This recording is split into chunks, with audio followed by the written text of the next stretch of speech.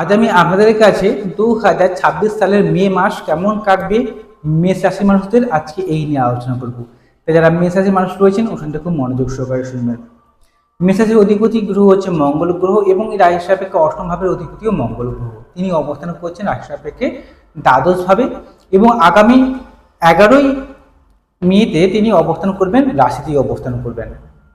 এই দুটি গোচরের মধ্যে একটা ডিফারেন্স রয়েছে। যেরকম যখন দ্বাদশ ভাবে অবস্থান করেছে প্রথমে সেকেন্ড উইক অবধি এই সময়টার মধ্যে কিন্তু আপনার ব্যয় বৃদ্ধি হবে, কনফিডেন্স লেভেল একটু কম থাকবে, যে কোনো কাজে এগিয়ে গিয়ে থেমে যাওয়া বা ভয় ভ্রান্তি একটা কাজ করবে।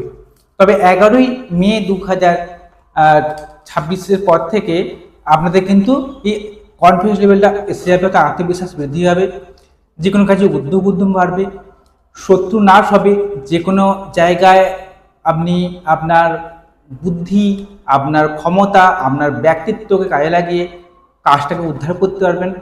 আয় লাভ সাফল্য অবশ্যই হবে। নিজের মধ্যে একটা আলাদা সুখ বা আনন্দ অনুভব করবেন।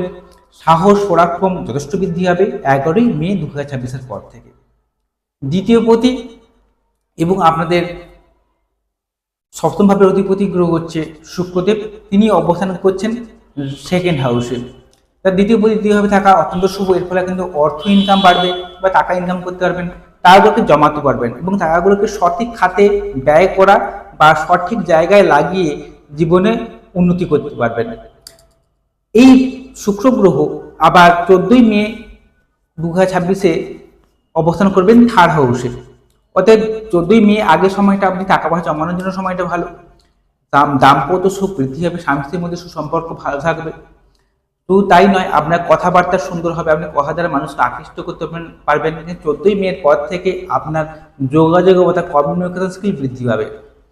এছাড়া যারা ঘরে বসে ব্যবসা করেন বা ঘরে বসে কোনো কাজকর্ম করেন তারা সাফল্য অর্জন করবেন। এছাড়া আপনাদের এই সময় যারা মহিলাদের কসমেটিক দ্রব্যের ব্যবসা করেন, সেলসম্যানের কাজকর্ম করেন, ফ্রি মিডিয়ায় কাজকর্ম করেন, মডেলিংয়ের কাজকর্ম করেন, কিংবা যারা কোনো আর্টিস্ট লাইনের সঙ্গে যুক্ত রয়েছেন, ছবি আঁকা, নাচ গান পেশার সঙ্গে যুক্ত রয়েছেন, শিল্পকলা কাজের সঙ্গে যুক্ত রয়েছেন, তাদের ক্ষেত্রে সময়টা ভালো। 14ই এপ্রিলের পর থেকে এই কাজে যোগাযোগ আসবে বা এই কাজ করলেই কাজে উন্নতি আপনারা করতে পারবেন। পঞ্চমপতি রবিদেব তিনি রাশিতেই অবস্থান করছেন এবং আগামী 15ই মের পর থেকে তিনি অবস্থান করবেন সেকেন্ড হাউসে। এই পঞ্চমপতি রাশিতে অবস্থান অত্যন্ত ভালো। এই সময় এর জন্য আপনার বুদ্ধিমত্তা বৃদ্ধি পাবে।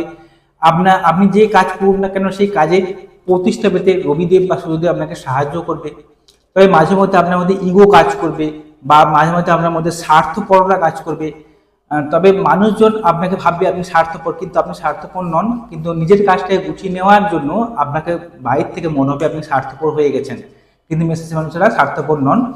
তবে আগামী 15ই মের পর থেকে এই রবিদেব দ্বিতীয়ভাবে যখন গমন করবে, তারপর থেকে কিন্তু যারা অ্যাডভাইসমূলক কাজের সঙ্গে যুক্ত রয়েছেন, অপরকে উপদেশ দেন, অপরকে জ্ঞানমূলক দেন বা জ্ঞান দেওয়া কাজকর্ম করেন, তার জন্য সময়টা খুব ভালো। এবং সেই জায়গায় আপনার নাম ফেম বা সমাজে প্রতিপত্তি বা প্রতিষ্ঠা প্রাপ্তিতে আপনাকে সাহায্য করবে। থার্ড হাউসের অধিপতি এবং ষষ্ঠ ভাবের অধিপতি গ্রহ বুধদেব তিনি অবস্থান করছেন সেকেন্ড হাউসে, বর্তমান সময় রাশিতে অবস্থান করে রয়েছে এবং এই 15 তারিখেই তিনি অবস্থান করবেন সেকেন্ড হাউসে। এই দুটি গোচরই কিন্তু ভালো। এরপরে শত্রু নাশ হবে, যে কোনো প্রতিযোগিতামূলক পরীক্ষায় আপনাকে জয়লাভে সাহায্য করবে। বুদ্ধি দিয়ে যে কোনো শত্রুকে আপনি পরাজিত করতে পারবেন। কিন্তু নার্ভের সমস্যা যদি আপনি ভুগে থাকেন একটু সাবধানে থাকবেন। নার্ভ নিয়ে সমস্যা হওয়া, একটু ভোগার একটা সম্ভাবনা রয়েছে, বা স্কিনের কোনো প্রবলেম হওয়া, অ্যালার্জি, এরকম ধরনের একটা সম্ভাবনা দেখতে পাচ্ছি জলভাবে। সেই সঙ্গে থার্ড হাউসের অধিপতি হয়ে সেকেন্ড হাউসে থাকার জন্য এই সময় যারা ঘুরে ব্যবসা করেন, কথা বেচে যারা খান, এক কথা বলতে গেলে দালালি করেন, তাদের ক্ষেত্রে সময়টা অত্যন্ত অনুকূল বা ভালো বলা যাচ্ছে। যারা ঘটকালি করেন, যারা ব্যাংকে চাকরি করেন, যারা হিসাব নিকাশমূলক কাজের সঙ্গে যুক্ত রয়েছেন, তারা উন্নতি অবশ্যই করবেন পুরো মাস জুড়ে। যাদের এই পেশার সঙ্গে যুক্ত রয়েছে তারা কিন্তু তাদের জন্য সময়টা খুব ভালো। নবম পতি অর্থাৎ ভাগ্যাধিপতি এবং দ্বাদশ ভাবের অধিপতি গ্রহ হচ্ছে আমাদের বৃহস্পতি গ্রহ, তিনি অবস্থান করছেন থার্ড হাউসে। এর ফলে আমাদের কিন্তু ভাই বোনের সঙ্গে সম্পর্ক ভালো হবে। আপনার ঘর থেকে দূরে যোগাযোগ বৃদ্ধি হবে, বা ঘর থেকে দূরে যদি কর্মসূত্রে যেতে চান সময়টা ভালো। যারা ঘর থেকে দূরে যারা কাজকর্ম করছেন সেখানে আপনার জন্য অনুকূল বা ভালো সময় বলা যেতে পারে। সেখানে আপনার প্রতিষ্ঠা পাওয়া বা ভালো কিছু ইন্ডিকেশন দেখাচ্ছে। ঘুমের মধ্যে দুঃস্বপ্ন দেখে ঘুম হওয়ার একটা ভয় রয়েছে, কারণ দ্বাদশ ভাবে শনির মতো গ্রহের অবস্থান রয়েছে, বর্তমান সময় 7.5 চলছে। এর জন্য শারীরিক কষ্ট, মানসিক কষ্ট, কোনো কাজে আটকে যাচ্ছে, কাজ হচ্ছে না, হওয়া করে আটকে যাচ্ছে, এমনও হচ্ছে মেষরাশির মানুষদের বর্তমান সময়। তাই আপনারা বৃহস্পতি গ্রহের যদি কৃপা নিতে চান, অবশ্যই বৃহস্পতিবার দিনটা আপনারা নিরামিষ আহার গ্রহণ করুন, সেই সঙ্গে ঠাকুর মন্দির দর্শন করুন, ঈশ্বরের প্রতি ভক্তিতে রাখবেন, গুরুজনদের শ্রদ্ধা সম্মান করবেন, বৃহস্পতি গ্রহের আশীর্বাদ পাবেন, শনি গ্রহের অশুভ বা ফলাফলটা আপনাদের জীবনে আসবে না। এবারে ঘটনা হচ্ছে দ্বাদশভাবে অবস্থান করছে শনির মতো একটি গ্রহ, যে শনি হচ্ছে দশমপতির কর্মাধিপতি, আবার প্রাপ্তিরও অধিপতি। তিনি দ্বাদশভাবে যাওয়ার জন্য কর্মক্ষেত্রে চাপ কিন্তু থাকছে মেষরাশির মানুষদের, কর্মক্ষেত্রে প্রচুর পরিমাণে চাপ থাকছে, কর্মক্ষেত্রে ডিসিপ্লিন মেনটেন করতে হবে আপনাকে বেশি পরিমাণে। সেই সঙ্গে কর্মক্ষেত্রে গ্রোথ সহজে হবে না, আটকে হবে, বা বাধাপ্রাপ্ত হয়ে কাজগুলো উদ্ধার হবে।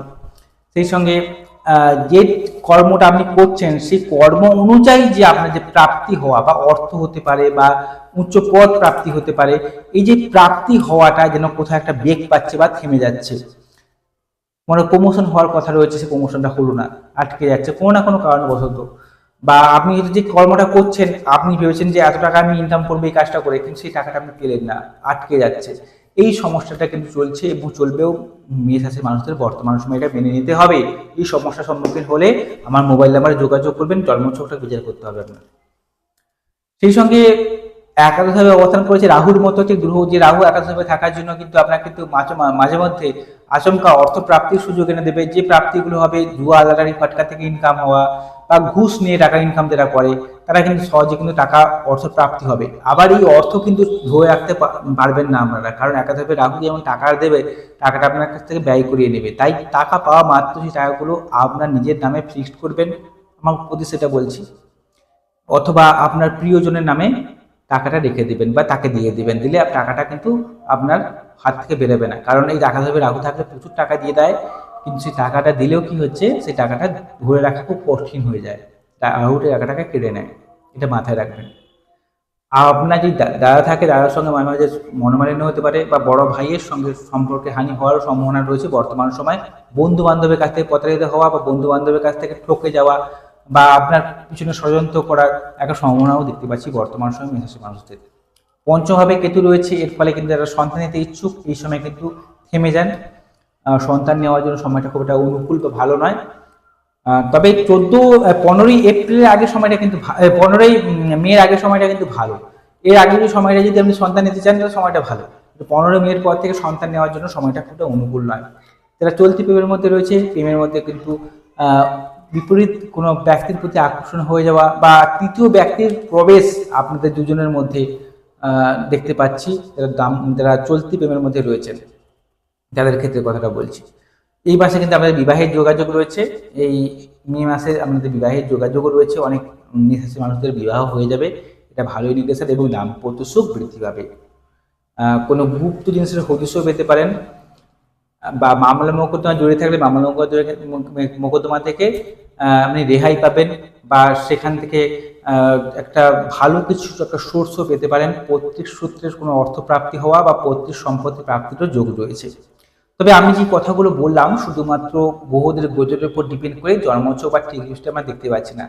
জন্মছক খুব গুরুত্বপূর্ণ, জন্মছকে দেখতে হবে আপনার লগ্ন সাপেক্ষে শুভ গ্রহগুলো কেন্দ্র করে বসছে কিনা, ডিগ্রিগতভাবে কতখানি বলাবল পেয়েছে, নবাংশ চার্ট, দশমাংশ চার্ট, এগুলো দেখে একটা পুঙ্খানুপুঙ্খ তথ্য বলে দেওয়া যায় যে বর্তমান সময় কেমন কাটবে, আগামী দিনগুলো আপনার কেমন কাটবে, বর্তমান সময় আপনি কী কী সমস্যার উপর দিয়ে যাচ্ছেন, কী কী করলে আগামী দিন সমস্যা থেকে আপনি দ্রুত বেরিয়ে আসতে পারবেন, তা বলে দেওয়া যায় জন্মছক বা ঠিক দৃষ্টি বিশ্লেষণ করে। তাই অতি অবশ্যই আপনারা জন্মছক বা ঠিক দৃষ্টিকে বিশ্লেষণ করাবেন। আপনারা যদি আমাকে জন্মছক বের করেছেন তাহলে আমার মোবাইল নাম্বার রয়েছে, এই মোবাইল নাম্বারে যোগাযোগ করবেন। যদি অনুষ্ঠানটি ভালো লেগে থাকে তাহলে এটিকে সাবস্ক্রাইব করবেন। নমস্কার, সবাই ভালো থাকুন, সুস্থ থাকুন।